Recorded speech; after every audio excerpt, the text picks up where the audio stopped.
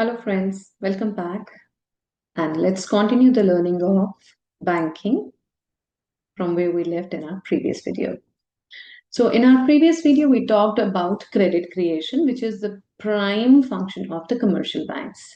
So now let's have a clarity about what is central bank, what is a commercial bank, what are the differences between the two, and what are their unique functions. So let's begin. So before taking up the technical words, I'll try to elaborate with some simple things like moon is one, but stars are many. Right. Similarly, the principal is one and the teachers are many. So many teachers are there. On a very similar note, RBI, Reserve Bank of India, the apex institution. When I say the apex, means the supreme, having the exclusive rights and controls, right? RBI is one and the central banks are many. So it's primarily a matter of hierarchy. RBI has got the supreme, the highest hierarchy. RBI is here. RBI regulates, controls, manages, directs, and does all the supreme functions over the CBs, the commercial banks, right? And then commercial banks have the direct contact with the customers or the clients or those who are investors or the borrowers. So this way the function happens. So customers are not having any direct contact with RBI. CBs are the mediating factors between RBI and customers. So let's proceed further by simply discussing what do you mean by the term commercial bank. And when I say commercial bank, it's very much clear from the term commercial. It means it has something to do with the profit making, right? And how does it do? How does it create its own profit? So it has got primarily two functions: accepting deposits and lending loans. Right. In the previous video, it was discussed that it's not that money is created by its. I just mean to say that it's not bank's money. Bank receives the money from some depositors, and that money only is routed to some others who need the money, and this helps in the process of credit creation, right? So it has two-way work. It accepts the deposits, it lends the loan. So if any financial institution is doing any one of these two jobs and not performing the other one, that is not called the commercial bank. And that's why LICs, or we say the post offices. So all these institutions, they are not doing both the functions, and hence these are not banks, these are financial institutions, right? So when we say commercial bank, there is some other picture in our mind. When we say the RBI, there is some other picture in our mind. So let's try to have a first brief outline about what are their unique functions, and then we'll try to elaborate in detail later. So if I talk about RBI and if I talk about commercial banks. RBI stands for Reserve Bank of India. When did it come into being? It came into being on 1st April 1935, before independence, right?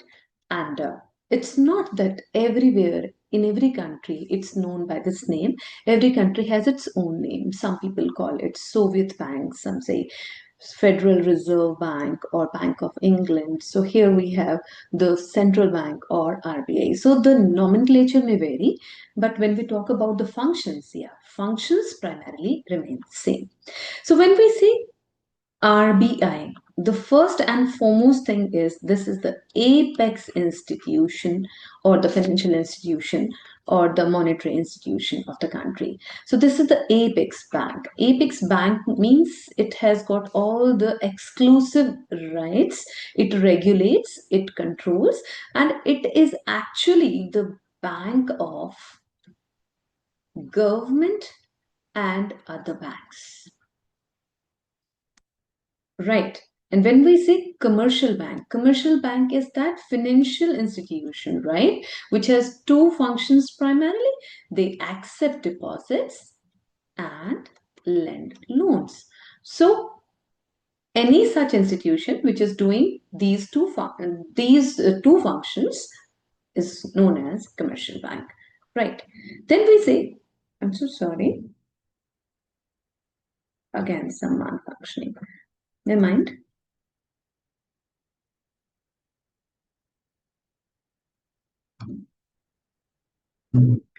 Right. So when we talk about the other unique functions, note issuing authority, it has got, we'll talk about this in detail little later, but it doesn't have that note issuing authority. Right. It is, and then they say, what is the supreme function of commercial bank? We have already read in the previous video that they create credit, right? So when we say that credit creation by is done by commercial banks, but this is regulated by RBI, because credit creation has got something to do with the reserves, how much reserve is to be kept, right? So all these directions and controls come from RBI. So credit creation is regulated by RBI. Then we have custodian of Forex. Forex is what? Forex is the short form of foreign exchange. Foreign exchange means any currency which is valid across the whole world out of your own country.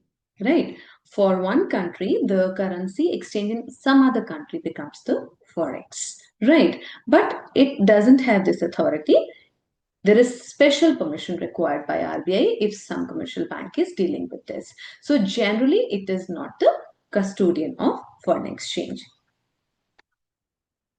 And what is the primary important function? Means on which lines does it work? It works for the growth and development of the country. Right. But as we say, commercial banks. So commercial means they have the money making to be done. So profit maximization is their motive. Right. And pursuing their own motive, they do whatever is directed by RBI to them. Right. So when we talk about the functions of commercial banks, primarily the main thing which is very, very important from paper's perspective is credit creation, which we have done in the previous video, and which has everything to do with the reserve requirement and which is given by RBI.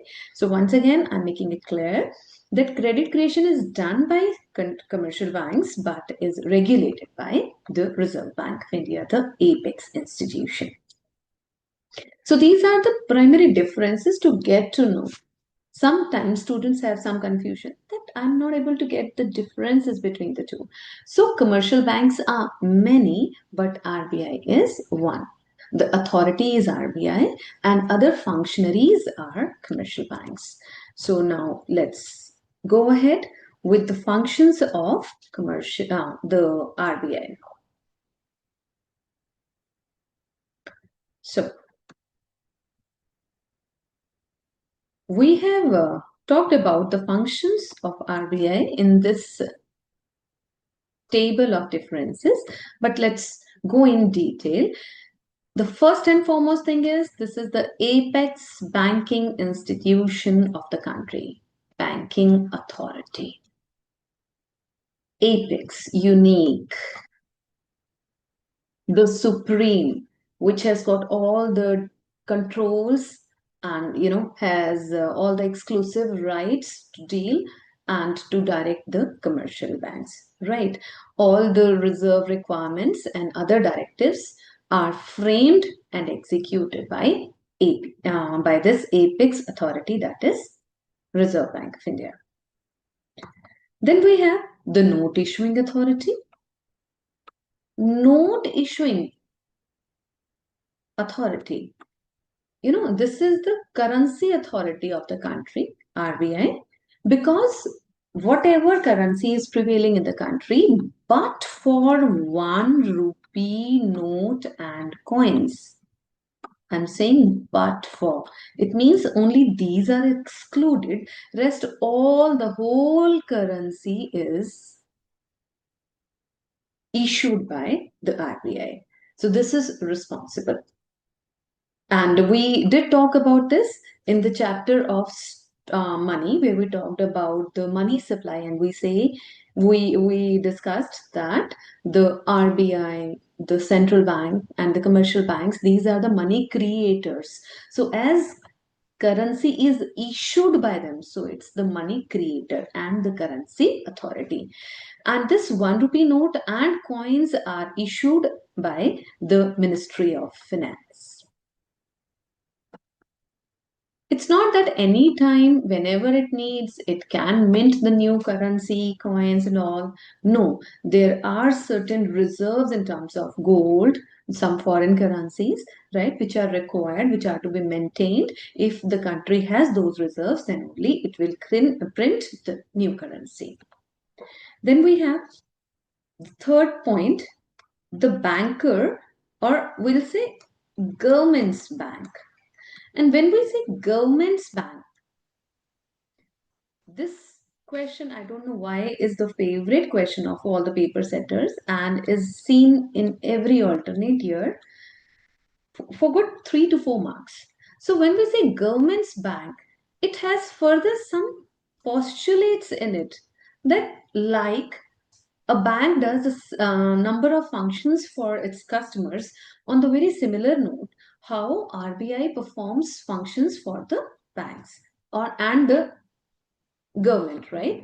So when we say the government's bank, first it's a banker, right?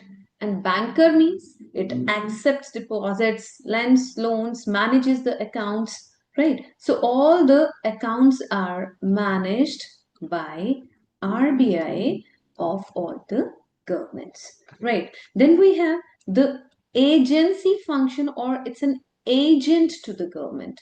And what does an agent do?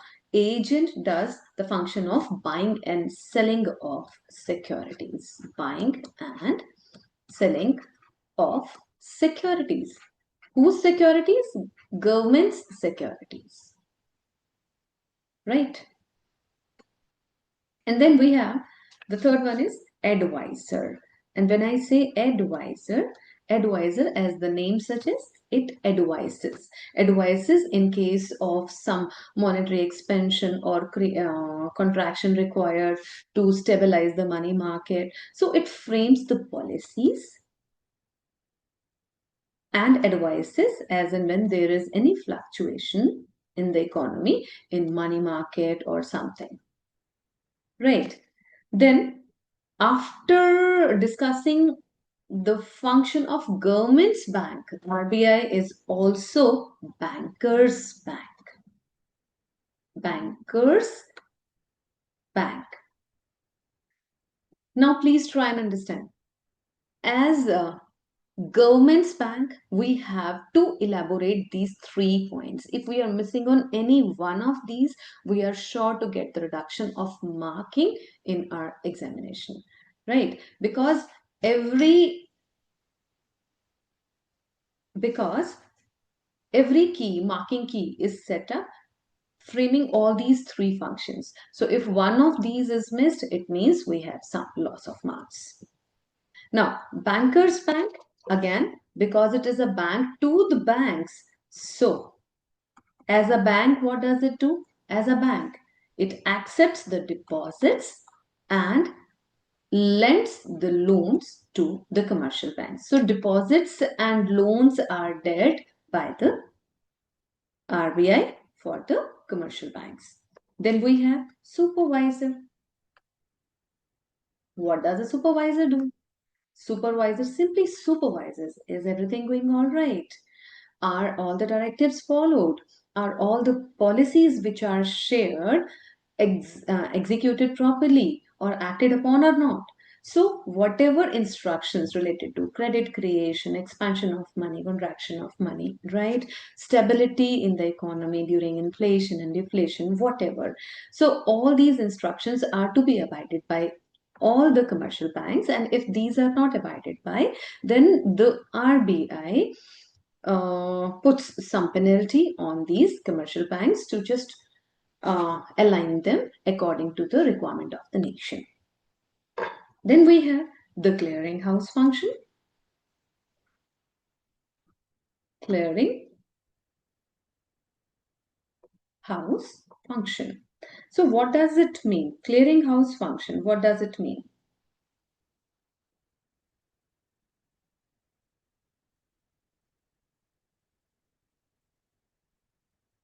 Sometimes clearinghouse function, this is required separately for 3 marks, and at times it is a part of this header, banker's bank. So we have to explain according to the requirement. So clearinghouse function.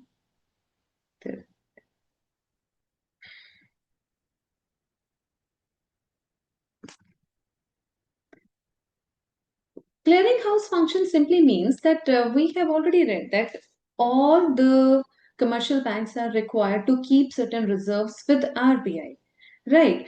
So if there is some amount of money drawn on bank A by bank B, and again there is some check drawn by bank B on bank A, so instead of executing all the transactions, right, they simply mention the debit and the credit in their accounts and offset, mutual offset all the requirement, so that there is no requirement of cash transactions to that amount, and that too the money required by each of the commercial bank is lesser and lesser. All commercial banks do not require a huge pool of money because their debits and their credits against other banks are offset by the RBI. With which account? With the account where they have with RBI for reserves. Now, if we talk about the next function is the lender of last resort. And what do we mean by this? Lender of last resort mean when there is no option left with any commercial bank, but commercial bank is in need of money and it's not able to have that money, or for emergency circumstances, or to avail some very good opportunity, right? If there is no option left, then RBI supports the banking system. So RBI lends money to the commercial banks in these cases of emergency. And why does it do? Because it wants to have a smooth banking system of the country. Right. It doesn't want that the banks and banking system crumbles there and there is some deviation, some hiccups are not required. So just to smoothen out all the things, right? It does provide the funds required by commercial banks at times. So the next function is custodian of foreign exchange. When I say custodian of foreign exchange, what does it mean? What is a foreign exchange? Foreign exchange means any currency of the rest of the world for that nation.